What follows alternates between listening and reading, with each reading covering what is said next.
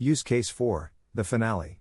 We introduce a brand new pod, a background worker, complete with its own configuration. We author it once on the trunk, and roll it out environment by environment. By the end of this lesson, you can introduce a brand new deployment and its config map, author it once on the trunk, and promote it through dev, test, and prod, using the exact same overlay discipline as a sidecar, just at a larger size. Here is the scenario. We need a background worker, call it checkout worker, that processes jobs asynchronously. It is not just a container, it is a whole new deployment, plus a config map holding its settings. As always, we author it once on the trunk, and promote it environment by environment. Right now dev and test run it, prod does not yet. Picture the change. Before, the system had only checkout API. After, it has checkout API plus a brand new checkout worker pod, with its own configuration. This is bigger than a sidecar lives inside an existing pod, but this is an entirely new pod. The question is whether the rollout discipline still holds. It does. The key insight: this is the same discipline as the sidecar, just at a bigger granularity. A sidecar is a container added to an existing pod. A new worker is a whole resource added to the system. But both are authored once on the trunk, and both are promoted by enabling them per environment, a flag in Helm, or a component in Kustomize. The size of the change does not change the method. See the two scales side by side. Adding a container is use case 3, a sidecar. Adding a whole pod plus its config is use case 4. Different sizes, but they converge on the very same discipline, author once on the trunk, then promote by inclusion. Once you grasp this, you can roll out anything, a sidecar, a pod, a whole service, with one method. In Helm, the new worker lives in its own template files, a worker deployment and a worker config map. Each entire file is wrapped in a conditional. If worker enabled, render the whole file, otherwise, render nothing. The base values default the flag to false. Dev and test set it true, prod leaves it false. So the worker appears only where it has been promoted. See the gate. The worker templates ask, is the worker enabled? If true, both the deployment and the config map render. If false, neither renders, the files produce nothing. One flag controls two whole resources. Flip it in prod, and the worker pod and its config both appear together. Here is the gated worker template. The entire file sits inside an if block. When the worker is enabled, the whole deployment renders, with its replica count and pod spec drawn from values. When it is disabled, the file is empty. The config map template is gated the same way. Two files, one flag, and here are the values. The base defines the worker, its image, and its config, the queue name and concurrency, but leaves it disabled. The dev overlay simply flips enable to true.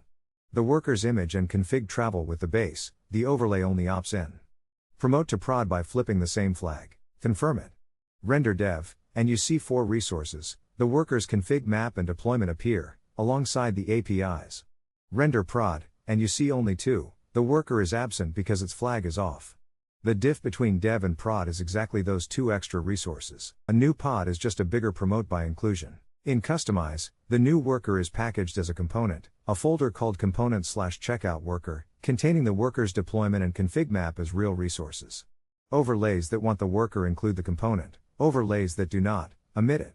Dev and test include it, prod does not. Promotion is adding the include to prod. See the structure. The base holds checkout API. The checkout worker component, a deployment plus a config map, is wired into dev and test.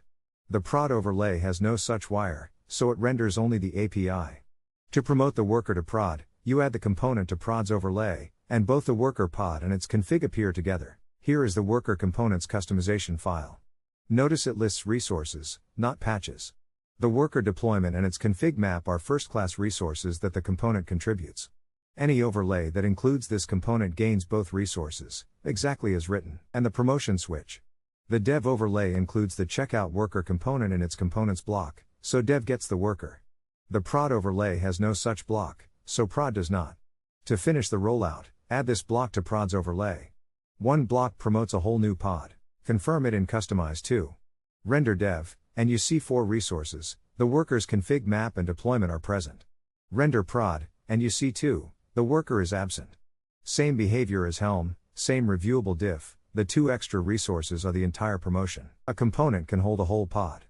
Promote it the same way. Zoom out to get ops.